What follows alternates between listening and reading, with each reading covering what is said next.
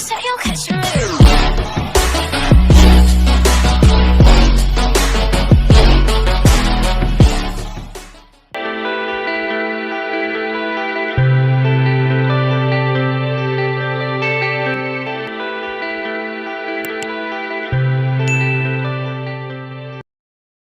नमस्कार। आज हम प्रश्नावली 11.3 के कुछ प्रश्न हल करेंगे। परिमेय संख्याओं का दशमलव निरूपण और दशमलव संख्याओं का परिमेय निरूपण मैंने आपको अच्छे तरीके से समझा दिया है। यदि आपको कहीं भी कन्फ्यूजन हो तो आप मेरा पिछला वीडियो देखिए, उसमें आपको अच्छे से समझ में आ जाएगा। तो आज हम प्रश्नावली 11.3 के कुछ प्रश्न लेते हैं। जैसे पहला प्रश्न हमने लिया, योग कीजिए 1.0087 धन 0.321। तो योग करने के लिए हम दशमलव संख्याओं का जब योग करते हैं तो दशमलव के बाद जो अंक है, तो यहाँ पर है 1 2 3 4 और यहाँ पर 1 2 3। तो सबसे पहले अंकों को बराबर कर लेते हैं। दशमलव के बाद के अंकों को, उसको बराबर करने के लिए क्या करेंगे, 0 जो अंक कम है तो उसके आगे क्या लगा देंगे, एक शून्य लगा देंगे। अब इसको हम सरलता से योग कर सकते हैं। तो बराबर यह हो जाएगा 7 और शून्य जोड़ेंगे तो यह हो जाएगा 7, 8 और 1 जोड़ेंगे तो कितना हो जाएगा 9, और शून्य और 2 जोड़ेंगे तो यह आ जाएगा 2, शून्य और 3 जोड़ेंगे तो यह हो जाएगा 3, और दशमलव और यह हो जाएगा 1। अतः 1.3297 इसका उत्तर होगा या योग होगा। इसे हम स्तंभ विधि से भी योग कर सकते हैं। जैसे दूसरा प्रश्न में देखते हैं हम।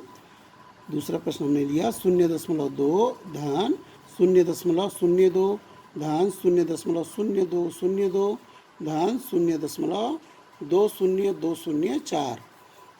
अब इसको हल करने के लिए हम स्तंभ विधि का प्रयोग करते हैं। तो 0.2, फिर दूसरा है तो दशमलव के सीधा में दशमलव आना चाहिए, तो 0.02। अब यह है 0.0202 0.20204।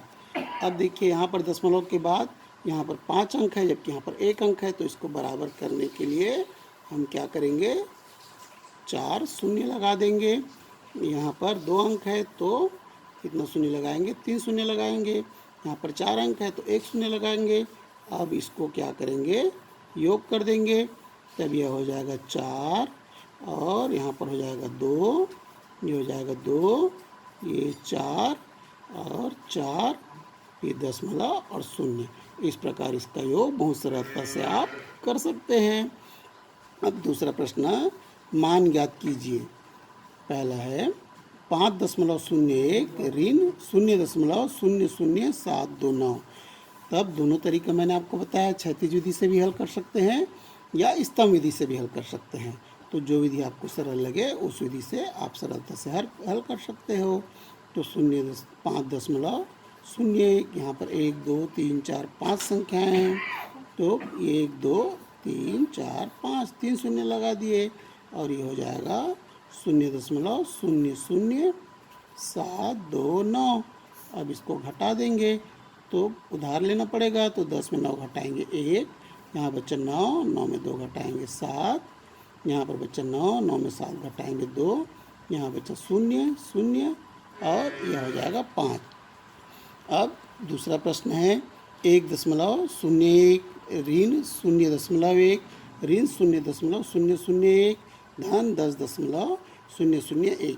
इस प्रकार का जब प्रश्न हल करते हैं तो बहुत बच्चे क्या करते हैं, गलती कर देते हैं। तो सरलता से हल करने के लिए सबसे पहले धनात्मक जो संख्याएं दिया हुआ है उसको एक स्थान पर हम क्या करेंगे, योग कर लेंगे, और ऋणात्मक संख्याओं को अलग से योग करेंगे। इस प्रकार से हम अलग अलग योग करके बहुत सरलता से हम इसको हल कर सकते हैं। 1 और शून्य जोड़ेंगे, 1 और 1 शून्य, ये हो जाएगा 1 1, ये तो 11.011 आया। अब ऋणात्मक संख्या है 0.1 और दूसरा संख्या है ऋणात्मक 0.001। अब इसको बराबर कर लीजिए तब ये हो जाएगा ऋणात्मक हो जाएगा और 0 हो जाएगा 101। अब हमें धनात्मक और ऋणात्मक अलग अलग प्राप्त हो गया। अब क्या करेंगे, धनात्मक संख्या बड़ी है इसलिए 11.011 में हम घटा देंगे 0.101 को। अब यह हो जाएगा 0 और ये हो जाएगा 1 और यहाँ पर 0 में 1 नहीं घटेगा तो 10 उधार ले लेंगे, तो 10 में 1 घटाएंगे, ये हो जाएगा 9 दशमलव, ये बचेगा 10। इस प्रकार इसका मान क्या आया, 10.910। यह आपको अब अच्छे से समझ में आ गया होगा 11.3 के प्रश्न। अब आप सरलता से इसे हल कर सकते हैं। धन्यवाद। Don't let me down.